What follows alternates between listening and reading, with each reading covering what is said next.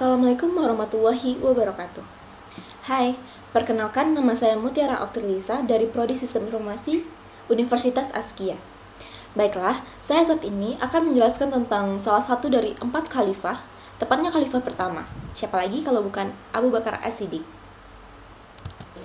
Abu Bakar As-Siddiq ini bernama lengkap Abdullah bin Utsman bin Amir bin Ka'ab bin Sa'ad bin Taim bin Murrah bin Ka'ab bin Lu'ain bin Ghalib bin Fird at-Taimi al-Quraisy.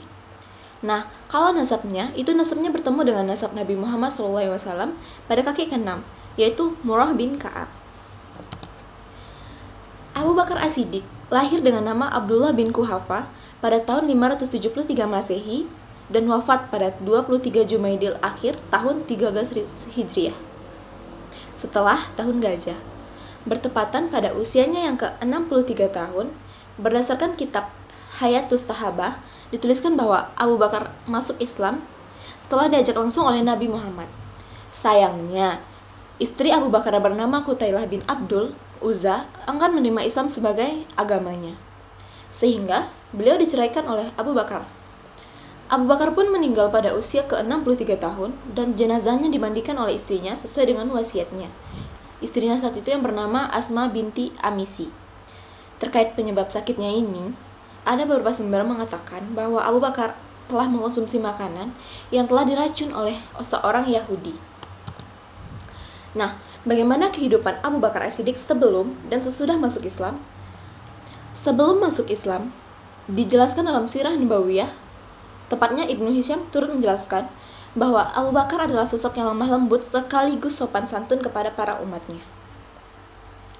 Sebagai seorang pedagang memiliki akhlak istimewa, dirinya juga kerap didatangi oleh para pemimpin kaum untuk meminta pendapat. Hal tersebut karena Abu Bakar juga terkenal akan ilmunya yang luas, pengalaman berdagangnya mapan sehingga kedudukannya yang makin tinggi di antara bangsa Quraisy. Nah, bagaimana kehidupan Abu Bakar As-Siddiq setelah masuk Islam? Setelah masuk Islam, sebagai sosok yang menyangga dakwah Rasulullah SAW, Abu Bakar mengarahkan dakwah menjadi 2 kelompok, yakni kelompok Quraisy yang memiliki fitrah bersih, pikiran lurus dan tidak terpengaruh akan keburukan akhlak jahiliyah. Dan kedua, kelompok fakir miskin di kalangan hamba sahaya, serta orang-orang yang telah terzalimi dari kaum non-Quraisy. Abu Bakar As-Siddiq ini memiliki 2 julukan, sebenarnya ada yang lain. Tapi bagaimana kisah beliau mendapatkan julukan As-Siddiq dan Al-Atiq? Nah, Abu Bakar As-Siddiq mendapatkan gelar As-Siddiq pada saat itu karena sebuah peristiwa. Kisahnya seperti ini. Ada sebuah kisah, tepatnya setelah peristiwa Isra Mi'raj, pada keesokan harinya, Rasulullah menceritakan pengalamannya tersebut kepada para penduduk Mekah. Namun, bukannya didengarkan dan membuat keimanan mereka semakin bertambah, para penduduk Mekah malah tidak percaya, bahkan mengolok-olok Rasulullah. Pada saat itulah Abu Bakar muncul dengan gagah dan percaya dirinya dan membenarkan apa yang telah Rasulullah sampaikan. Nah, sejak saat itulah Abu Bakar mendapatkan gelar As-Siddiq. Lalu, bagaimana Abu Bakar mendapatkan gelar Al-Atiq? Menurut beberapa ulama, Al-Atiq dikarenakan Abu Bakar memiliki wajah yang tampan.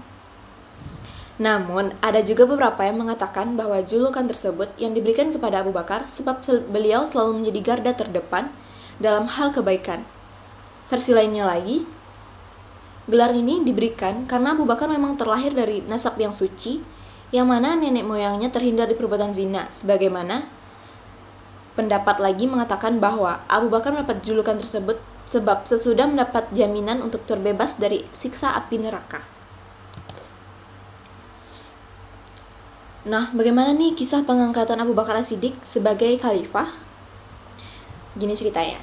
Setelah Rasulullah SAW wafat, umat Islam menghadapi tantangan besar dalam memilih pemimpin baru.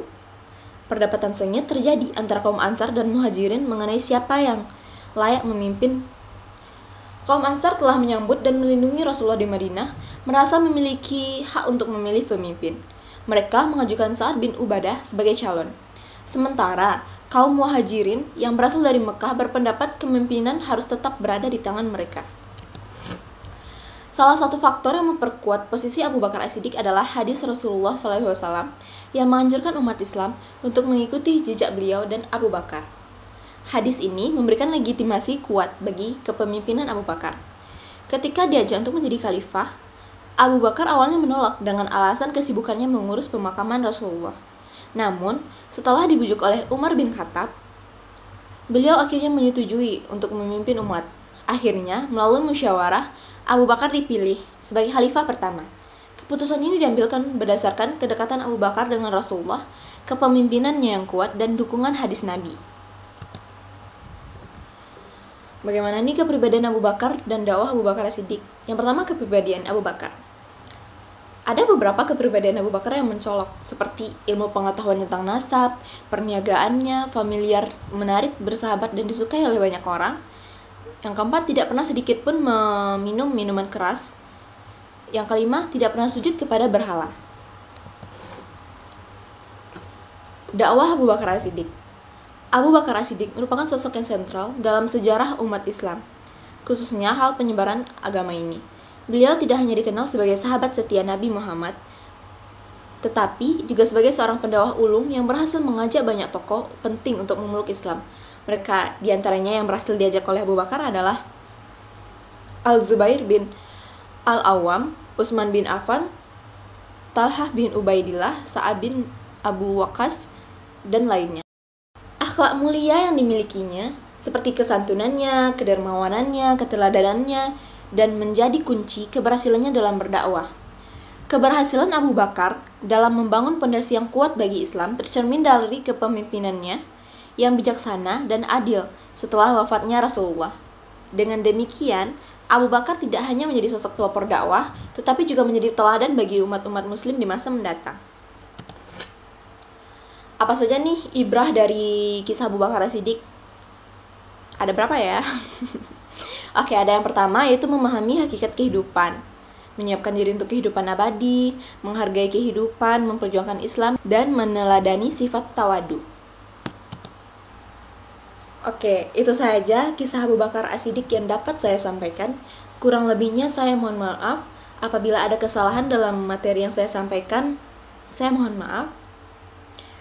Terima kasih telah memperhatikan dan sampai jumpa. Assalamualaikum warahmatullahi wabarakatuh.